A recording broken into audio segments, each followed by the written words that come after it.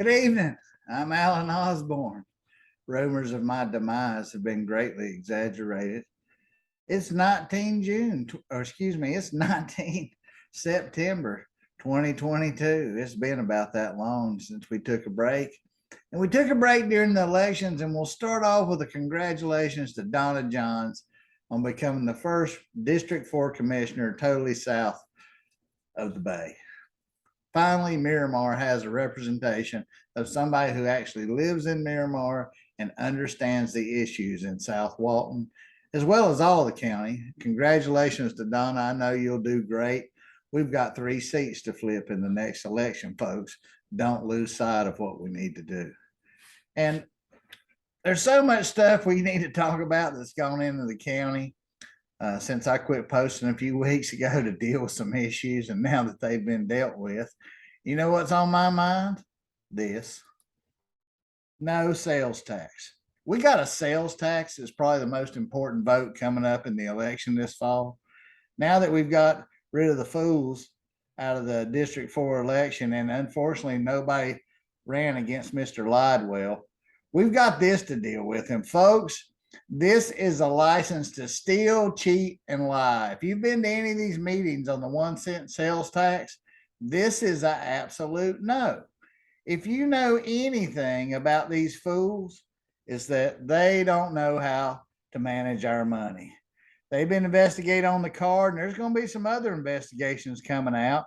And they just had an audit of what they were going to do with some of this money. And they failed in multiple sections of people reviewing their practices of what they're going to do with this money. You know what, folks? Our BCC has had more tax money, ad valorem tax increases than any places probably in the whole state in the last few years. Their income's tripled, and they're still producing more problems than they're fixing. They don't need more tax money. They need better management. They need to hold developers responsible for the cost of this infrastructure. Instead, for the past 10 years, we've approved stuff where infrastructure could not even be improved. There's no land to improve it. But morons like this don't even understand the variances and changes to the comp plan that they're making. So we've got to tell them, no, you guys are idiots, and you're not going to get a unchecked $30 million runaway a year tax bill. They're trying to sell it on the backs of the tourists, but folks, we live here. If you believe the price of falling gas by Biden is much better, that's like saying the way they're cutting my arms off is better than the way they cut it off last week. That don't matter. Our arms are still. Go to the grocery store and pay twice for a case of Coca-Cola what you paid a year ago. The trickle down effect, they've hiked the prices and they're not going back down. People can't buy their grocery bill. And now our BCC wants to crush us with new taxes that we'll all be paying too. These people are tax and spend people like you've never seen. They're complete Democrats. So if you're a conservative in Walton County, you better be telling all your neighbors they couldn't follow the county purchase card requirements. They'll never follow a sales tax with no guarantee. Hey, they had a meetings on this where it was numbered, the projects, and then they said the numbers by the projects didn't really mean anything.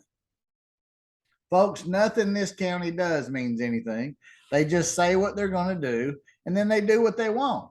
They don't believe they work for us.